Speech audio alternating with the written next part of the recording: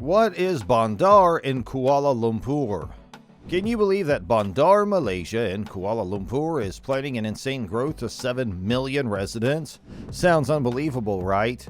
But what is Bandar Malaysia, and why did they choose to cancel this project at first? And why, after canceling, did they start it again? Well, stay tuned to find out, as we are here to answer all your questions in today's video on Arch Hub. What is the Bandar Malaysia project? So to brief you about the project, Bandar Malaysia was a groundbreaking real estate development that was initially announced in 2011 and involved many billions of ringgit. To create the massive 486-acre mixed-use complex that is transit-oriented was planned to utilize a strategy called the Public-Private Partnership Development Model. This involved government agencies working with private partners to create the development. You heard correctly. Compared to the size of this monstrous development, one Utama would look nothing more than a Lego toy. Bandar Malaysia was not only envisioned to be a forward-thinking real estate development, but it was also supposed to be a significant transportation link as a component of a long-planned high-speed rail line between Kuala Lumpur and Singapore. Situated to the southeast of Kuala Lumpur, the Bandar Malaysia development area can be found on the former grounds of the Sungai Besi Airport, which is also referred to as the Sepang Airport. A quick bit of trivia, this airport was the first one to service Kuala Lumpur, and it was the only one that could be found inside the highly desirable confines of the WPKL address. This great development location is only a few minutes drive away from the Brickfields neighborhood, and it is in an ideal location between KLCC to the north and Sri Petaling to the south. So, why was it canceled? Due to the inability of the purchasing parties to meet their payment requirements, the previous administration decided in May 2017 to back out of the agreement to sell the interest to the Malaysian-Chinese partnership known as IWH-CREC. In addition to this, the project stayed in limbo for a considerable amount of time as a result of a comprehensive program of financial reform and exercises to decrease costs. These exercises were important to try and lower Malaysia's large debt.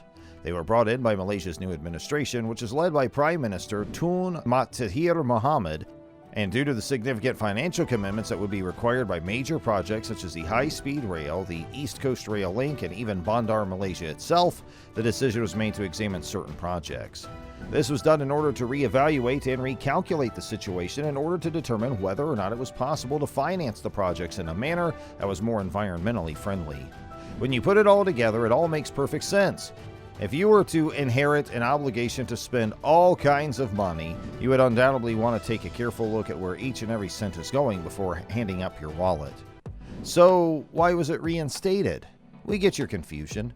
However, as you can see, one of the primary worries over the Bandar Malaysia project was the possibility that such high-value work could be contracted out to significant businesses located in other countries. On the one hand, the new government was eager to make certain that assistance and experience from other countries were essential components of the project.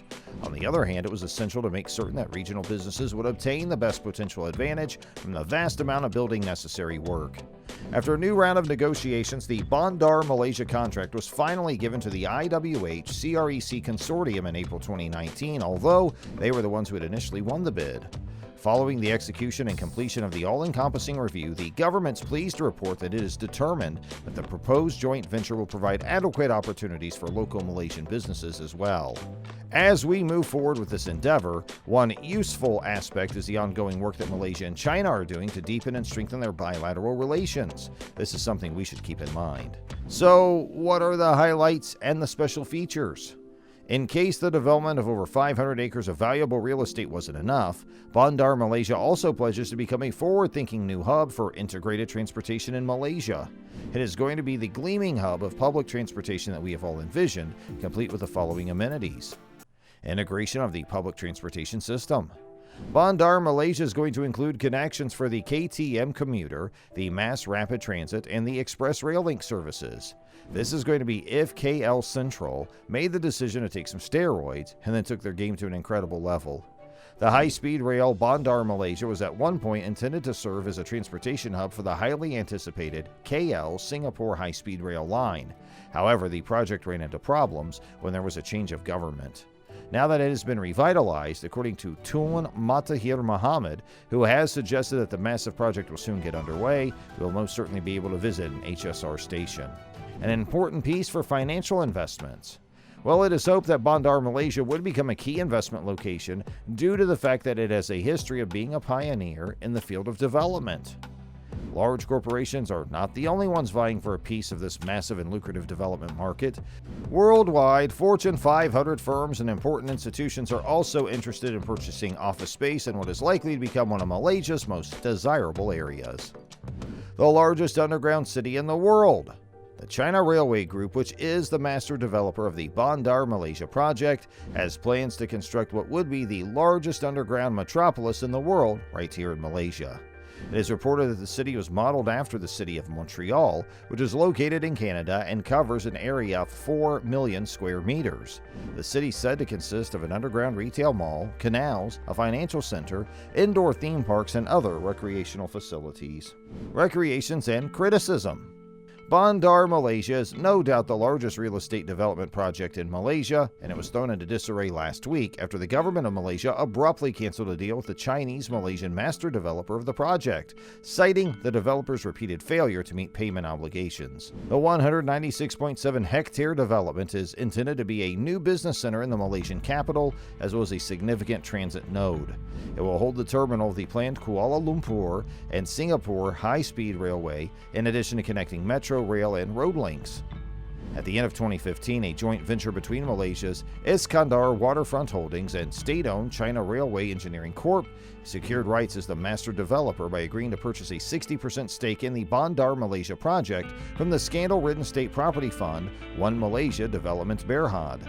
Following the announcement that the deal had fallen through on May 3rd, the Malaysian government reached out to the wealthiest man in China, Wang Jianlin, and his property entertainment conglomerate, Dalian Wanda Group, in the hopes that they would be able to fill the role of master developer.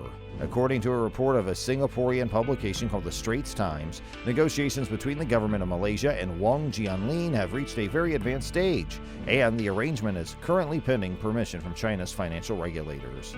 According to reports from The Straits Times, the deal could be signed during a trip to Beijing this week by the Malaysian Prime Minister, Najib Razak.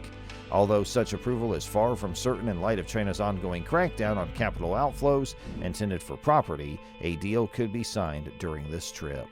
According to a report by Reuters, a sudden termination of the IWH-CREC agreement caused a momentary shake in the stock market in Malaysia last week.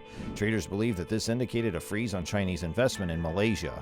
Now, once more, attention is being called to the load of debt that 1MDB carries, which is at the center of many international investigations into money laundering. And that's it for today's video, guys. We sincerely hope you enjoyed it. If you did, please click on the like button and share it with your friends and family. So what do you think of Bandar Malaysia? Please let us know in the comment space below. And also don't forget to subscribe to our YouTube channel to see even more of our incredible videos. And you can also check out other videos that have been specially selected just for you.